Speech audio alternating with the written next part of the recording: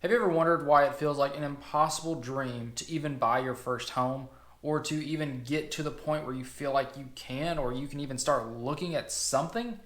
If you do, then you're not the only one.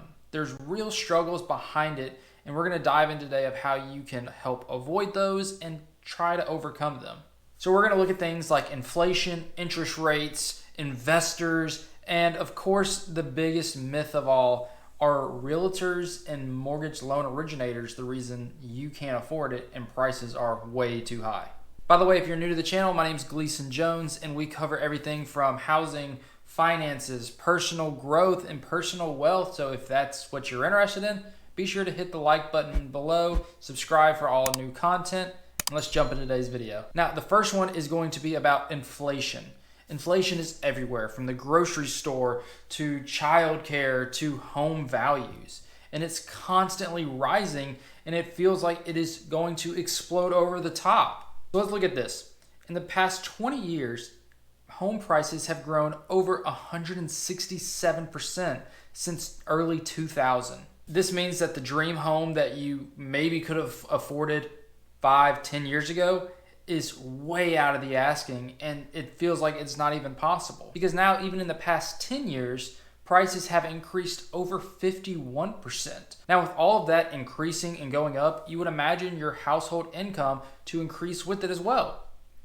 Unfortunately, that's not the case. This shows that the median household income has only gone up over a little bit more than 10% since early 2000, which is nowhere near what it is showing in the past 20, even 10 years like we've seen. So that's one of the biggest issues, is that houses, just like everything else, keep getting more and more and more expensive every year, every month it feels like. Now, with this, it's not just because things are getting more expensive. Another big factor is the scarcity. And I'm talking about that from investors. Now, I don't mean your local investor who might own 5 or 10 properties. I'm talking about big back money investors who have millions and own thousands and thousands across the country, ones like BlackRock. And this has sparked huge debates all over the country and through our economics and every aspect of life. Is this just true capitalism, or is this something that does not need to happen? I'd love to know your thoughts about it in the comments, if you think this is okay or if this is something very, very wrong with the way that things work. Now, the second big factor are interest rates, and that has been a huge topic, especially over the last 2 or 3 years.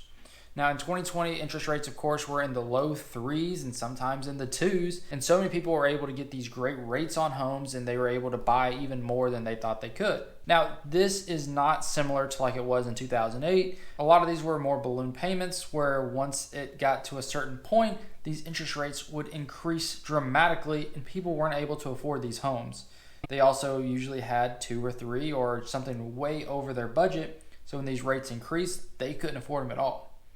Now, people who got these rates a couple of years ago with either conventional mortgages or fixed rate are able to still comfortably afford them, and they're building more and more equity in them every day. But now, since rates have started to increase, it's put a lot more struggle on first-time home buyers and even those that are even trying to buy their second home after selling their first. For example, even a loan of $300,000 at 3% compared to a 4% is over $150 difference in your monthly payment. This can be dramatically different for those that their debt to income is already at that scale, and this puts it right over. So something they might have been able to afford 6 months or a year ago is now out of reach. So a great way to kind of avoid that is to go shopping for different rates for different loan originators and different mortgage companies. Usually you have 30 to 45 days to actually go and do shopping, and it's not going to keep on hitting your credit. It actually goes off of that first hit, and you'll be fine to not have 20 hits on your credit. Now, another great thing is looking at new home construction, which they usually offer very, very incentive rates as well as cash incentives to help buy down that rate or at least make it a little bit more comfortable for you. Now, another huge dilemma are down payments. Let's say for a $300,000 loan, you're saying that you want to put down 20%. that's going to be close to $60,000, which a lot of people don't just have lying around. Now, 20% has been that magical number that always floats, and people think that's what they have to do. Fortunately, this is not the case.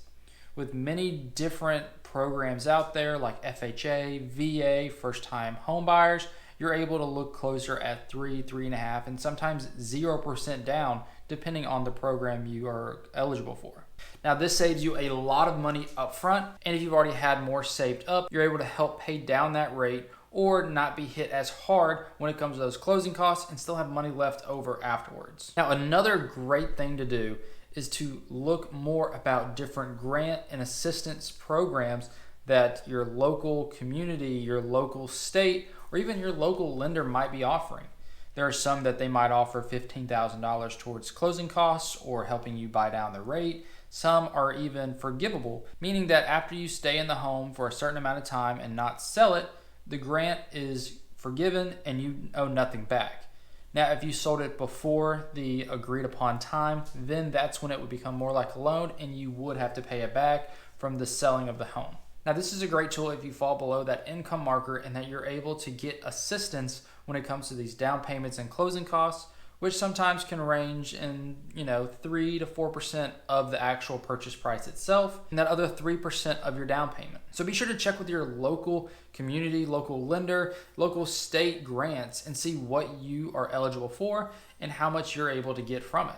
This can be a huge factor when it comes to you purchasing your first home. Now, let's look at that one big myth that we talked about.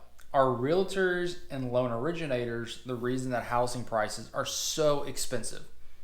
Somebody somewhere is going to say, absolutely they are. They are the reason. They're greedy and they're making all this money from it. They don't affect the housing prices. Now, they might help either the seller negotiate so they can get as much as they can out of it, but they're also helping the buyer get a better deal for it. And you might be thinking, well, why would they actually want to do that? Well, one reason is because it's their legal duty to their client to make sure that they help them and they are representing them.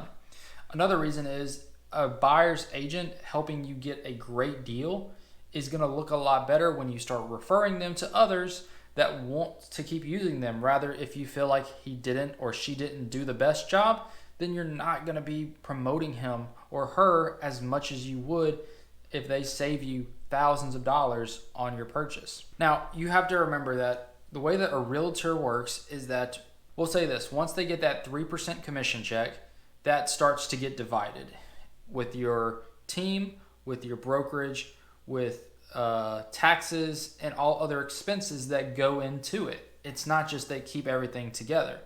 Because you have to remember that there are more expenses than just driving around showing you nice houses. And you also have to remember that as a realtor on the selling side, we're not the ones making the prices. We find what the comparables are around that home, and it's up to the homeowner to decide what they want to sell it for.